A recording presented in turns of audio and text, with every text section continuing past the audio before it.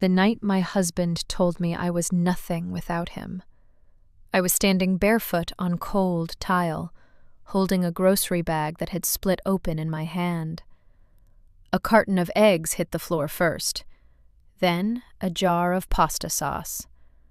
Red sauce spread across the kitchen like blood, and for a second, nobody moved.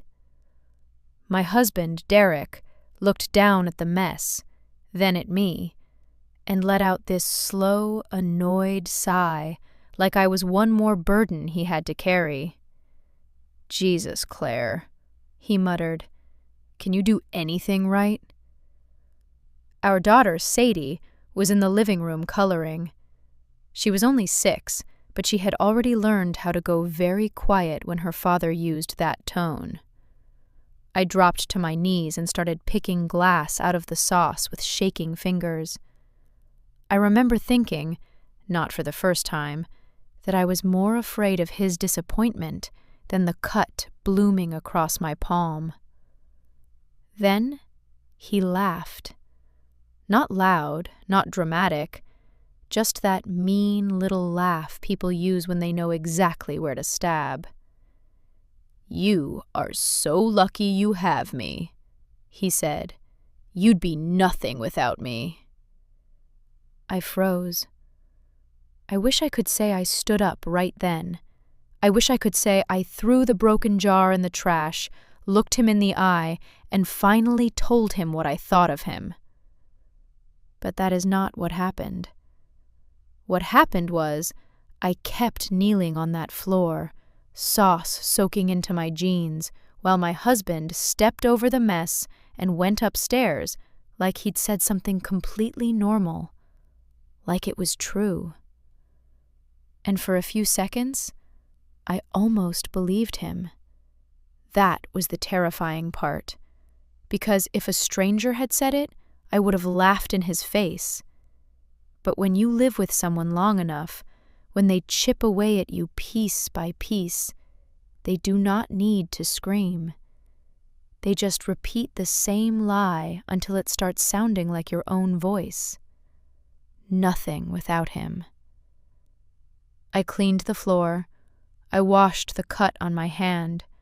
I packed Sadie's lunch for the next day and read her 2 bedtime stories because she asked if I could stay a little longer in her room. She always asked that after Derek had been in one of his moods. When she fell asleep, I went downstairs, opened my laptop, and stared at a folder I had not touched in months. The folder was labeled with a fake name, Taxes. Inside it were things Derek had never cared enough to notice. Bank statements, wire confirmations, emails, a property file, and one document with my name on it. Not his, mine. I clicked it open and just stared. My chest was tight, my heart pounding so hard I could hear it in my ears, because I knew something in me had changed on that kitchen floor. Maybe not loudly, maybe not all at once, but permanently.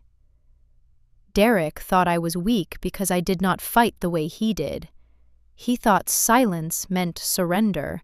He thought patience meant dependence. He thought because his name was louder, it was the one that mattered.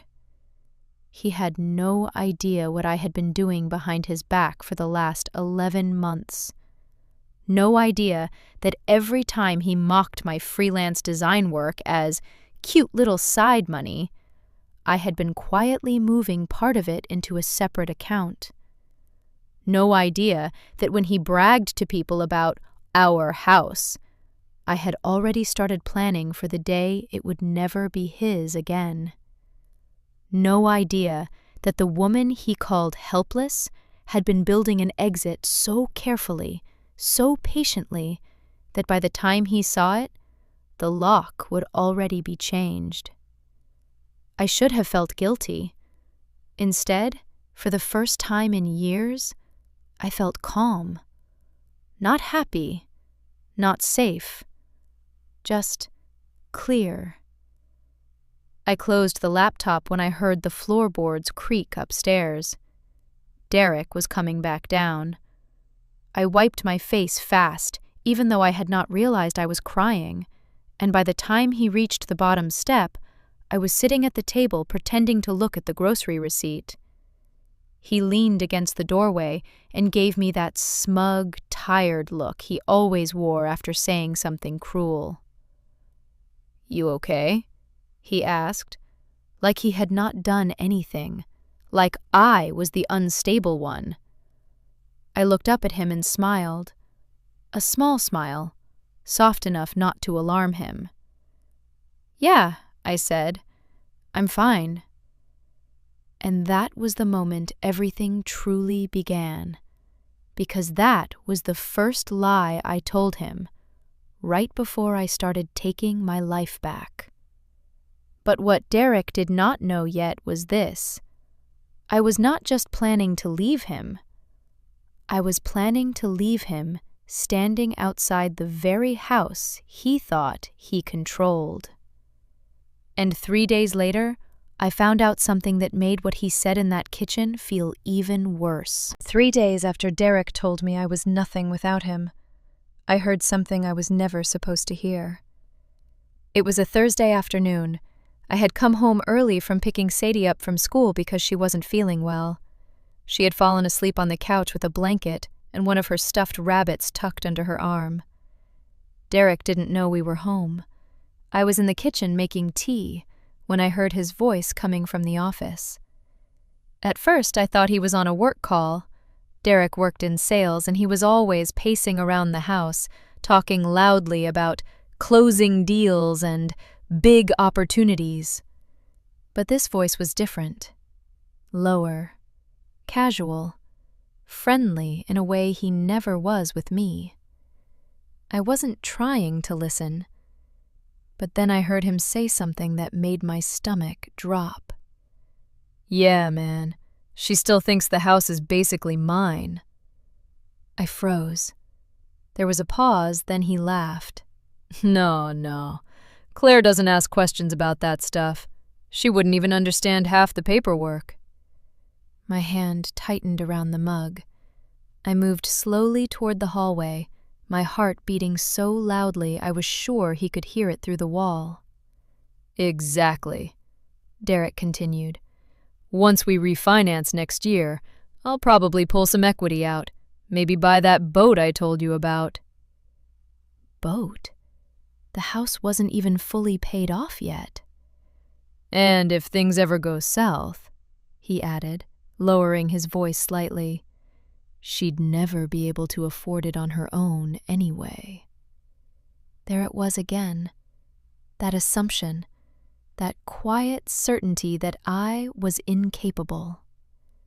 The line went silent for a second before Derek spoke again. "Look, man, let's be real. Without me, she'd be nothing." I felt something inside my chest crack. Not loudly, not dramatically, just a small, sharp break. Because Derek didn't know something. The mortgage paperwork he loved to brag about? The house he told everyone he had worked so hard to secure? My name was on the original purchase contract. Only mine. He had terrible credit when we first got married. Late payments, a couple of small collections, a car loan that had gone into default years earlier. So when we bought the house 6 years ago, the bank approved it based entirely on my credit and income. Back then, Derek had promised it was temporary. "Once I rebuild my credit," he said, smiling and kissing my forehead, "we'll refinance and add my name." But that never happened. Life got busy. He forgot. Or maybe he assumed I would never notice. But I had noticed. And the truth was much simpler than he thought. Legally speaking, Derek did not own the house. Not even a little. Yet somehow, over the years, he had slowly convinced everyone, including himself, that it was his. His house, his money, his success. And I was just the lucky woman who got to live in it. I stepped back into the kitchen before he finished the call. My hands were shaking so badly I had to put the mug down, because suddenly the folder on my laptop didn't feel like a backup plan anymore. It felt like something bigger, something dangerous. For months, I had been quietly saving money from freelance design projects Derek barely noticed. Late nights after Sadie went to sleep, small contracts here and there, payments sent to an account he didn't know existed. It wasn't millions, but it was enough. Enough for a down payment. Enough for a lawyer. Enough for options. At first, I had been saving it just in case things got worse. Now, listening to him talk about refinancing my house for a boat, something inside me shifted. This wasn't just about leaving anymore. This was about control. That night at dinner, Derek acted completely normal. He complained about work. He scrolled through his phone. He barely noticed Sadie's quiet mood. At one point, he glanced around the kitchen like he always did, that casual look of ownership. "My house," his posture seemed to say. I watched him carefully. Then they looked at me. "You've been quiet," he said. "Everything okay?" I forced a small smile. "Just tired." He nodded like that explanation made perfect sense, because in his mind, my world was small. Groceries, school pickups, little freelance projects that didn't really matter. He had no idea that after Sadie fell asleep that night, I sat back down at my laptop and opened the property documents again. But this time, I wasn't just looking. I was planning. And the next phone call I made was the one that changed everything. The lawyer's office smelled like coffee and old paper. I almost turned around before I reached the door. Not because I was unsure about Derek. That part had become painfully clear. But because saying things out loud made them real in a way that quiet planning never did. Still, I walked in.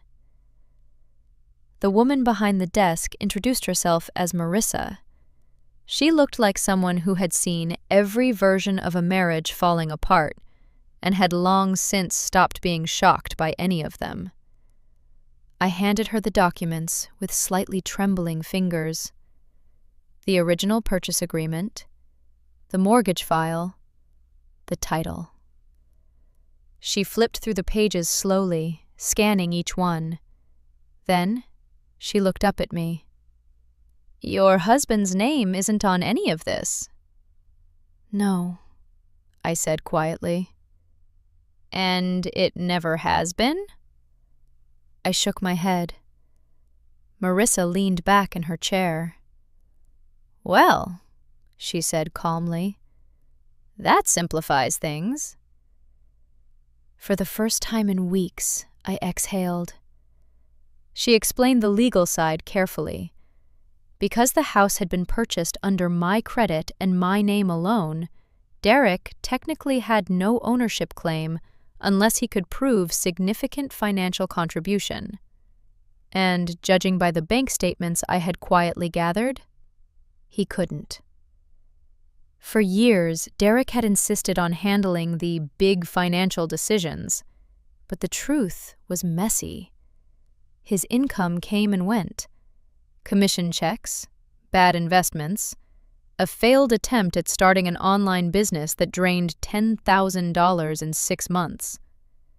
Meanwhile, the mortgage payments had quietly come from our joint account, which was mostly funded by my steady income and later by the freelance work he loved to mock. The house wasn't just legally mine. In many ways, it had always been. But leaving wouldn't be simple. Marissa warned me about that. "Men like this," she said carefully, "often react badly when they realize they're losing control." That sentence stayed with me the entire drive home, because Derek was already changing. Over the next few weeks, his temper grew sharper. The smallest things irritated him. One night he snapped because dinner was late. Another night he complained that I had spent too much money on groceries. "Do you have any idea how hard I work to keep this house running?" he said, shaking his head. I bit my tongue so hard it hurt. Sadie noticed too. Children always do. She started asking if we could read 3 bedtime stories instead of 2. She started lingering in doorways. One night, she whispered something that broke my heart. "Mom, are you and Dad mad at each other again?" I kissed her forehead and told her everything was okay. But that night, after she fell asleep, I sat in the dark living room staring at the house around me. The house Derek believed he owned. The house he used like a weapon. Every argument ended the same way. "My house, my rules." He loved that phrase, loved the power in it. And the terrifying part? I had let him believe it. But the real escalation came 2 weeks later. It was a Saturday morning. I was working on a freelance project at the kitchen table when Derek walked in holding his phone. He looked excited, almost smug. "You know what I was thinking?"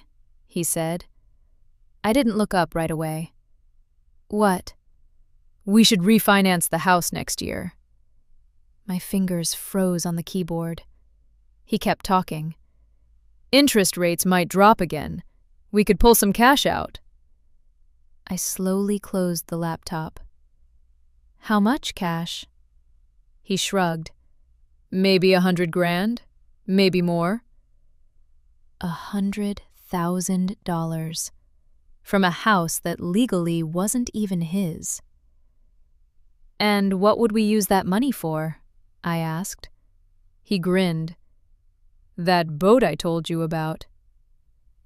The room felt suddenly very small. Sadie was in the backyard playing. The sunlight coming through the kitchen window looked peaceful and ordinary, but my pulse was racing.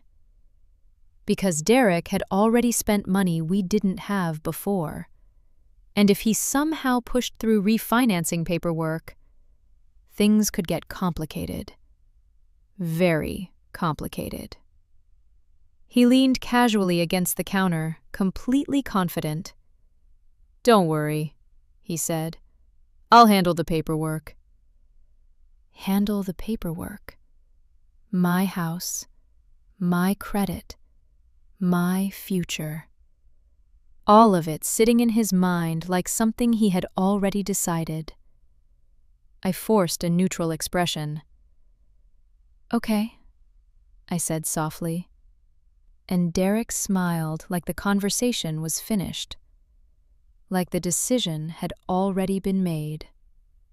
But what he didn't realize was that his plan had just forced my hand. Because the moment he walked out of the kitchen, I reopened my laptop. And your time, I didn't just review documents.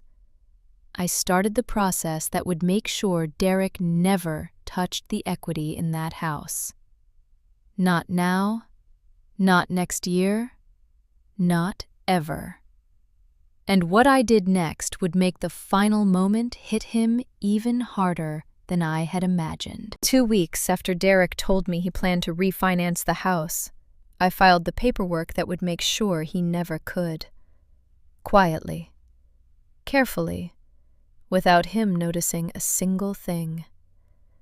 Marissa had been very clear during our last meeting. "If you're serious about protecting yourself," she said, sliding a folder across the table, "we need to move before he does." Inside that folder were the steps, not dramatic revenge, not some explosive confrontation, just calm, legal reality. First, we separated the finances. I opened a new personal account and slowly moved my freelance income there.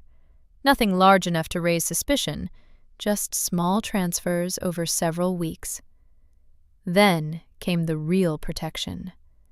A legal notice was filed that prevented any refinancing or home equity loans from being taken against the property without my direct approval.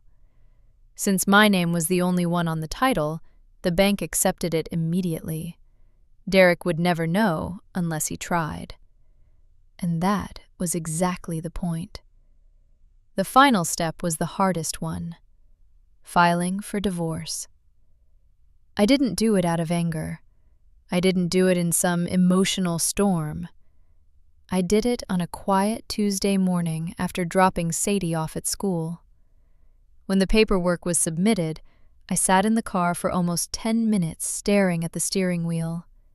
My hands were shaking. Not because I doubted the decision, but because I knew Derek had no idea what was coming. The process took a few weeks to move forward.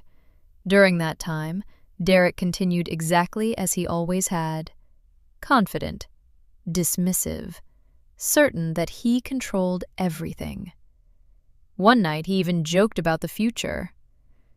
"We should redo the kitchen someday," he said while scrolling on his phone. "It'll add value to the house." The irony almost made me laugh. But the real twist came the day the papers were served. I made sure Sadie was at my sister's house that afternoon. I didn't want her anywhere near what was about to happen. Derek was in the driveway when the courier arrived. I was standing inside the living room when I saw the exchange through the window. The confusion on his face. The envelope. The moment realization began to creep in. The front door opened a few seconds later. "What the hell is this?" he demanded, holding the papers in the air. I stayed calm. "It's divorce paperwork." The silence that followed was heavy. He looked stunned, then angry. "Is this a joke?" "No." His eyes scanned the first few pages again. Then his expression changed. "You're divorcing me?" he scoffed. "You can't even afford this place without me." There it was again, that same line, the same assumption he had repeated for years. I stood up slowly. "I won't need to." He frowned. "What does that mean?" I walked to the kitchen table and placed another envelope in front of him. Inside were copies of the property documents, the title, the purchase agreement, the mortgage approval, all with my name on them. Only mine. Derek flipped through the pages, confusion turning into disbelief. "What is this?"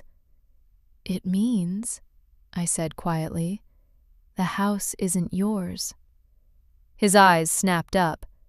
"That's ridiculous. I've been paying for this place for years." "You've been living here," I corrected calmly. The color drained from his face as he looked back down at the paperwork. "You're lying." "I'm not." He turned pages faster now, looking for something, anything. But there was nothing there with his name on it. Finally, he slammed the stack onto the table. "You can't just throw me out of my own house." I held his gaze. "It's not your house, Derek." For the first time since I had known him, he had no response, no sarcastic comment, no smug confidence, just shock. Because the thing he had used to control me for years had never belonged to him at all.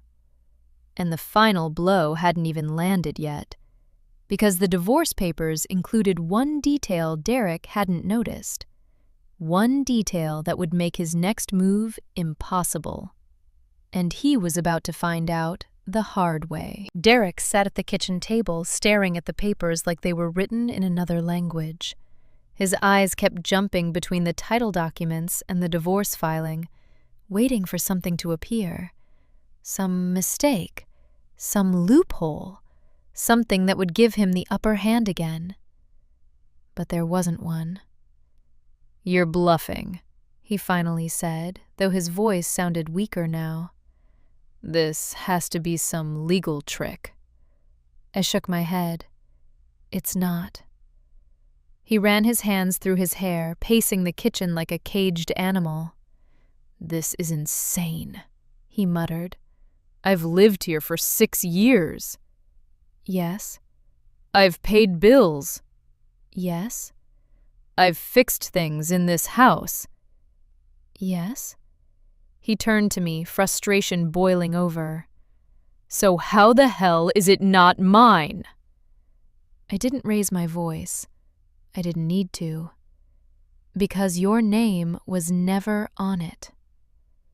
The words hung in the air. For years, Derek had built his confidence on one simple belief: that I needed him, that I depended on him, that everything around us existed because of him. And now that illusion was collapsing right in front of him. "You planned this," he said slowly. "Yes." His eyes narrowed. "For how long?" I thought about that night in the kitchen, the broken jar, the red sauce spreading across the floor. "You remember when you told me I'd be nothing without you?" His expression shifted slightly. "That was almost a year ago." Derek stared at me. "You've been planning this for a year?" 11 months. The silence after that was almost surreal. He sat back down heavily in the chair. "You're unbelievable," he said under his breath. For once, it wasn't an insult. It sounded more like disbelief. Then his tone changed again, angry, desperate. "You can't just kick me out." "I'm not kicking you out today." That caught his attention. "What?" I slid one final document across the table, a temporary occupancy agreement prepared by Marissa. "You have 30 days to move out." He scanned it quickly. "And if I don't?" "The court will enforce it." Derek leaned back in his chair, staring at the ceiling like the universe had just betrayed him personally. For years, he had believed power meant volume, control, intimidation. But real power, I realized, was much quieter than that. It was patience, preparation, and the courage to stop believing someone else's version of your worth. That evening, after Derek stormed upstairs to start packing, I sat on the back porch with Sadie. She was swinging her legs back and forth on the wooden steps, eating a popsicle. "Mom?" she asked softly. "Yeah?" "Are we going to be okay?" I pulled her close and kissed the top of her head. "Yes," I said. And for the first time in a very long time, I knew it was true. 32 days later, Derek stood on the sidewalk with the last of his boxes. The locks had already been changed. He looked at the house one more time, the same house he had once claimed as proof that I needed him. Then he looked at me standing in the doorway. "You really think you'll be fine without me?" he said. I thought about everything that had happened, the long nights, the secret savings, the quiet strength I didn't know I had. Then I smiled. I already am. And that was the moment Derek finally understood something he should have realized years earlier. I had never been nothing without him. He had just been standing in the way of who I really was.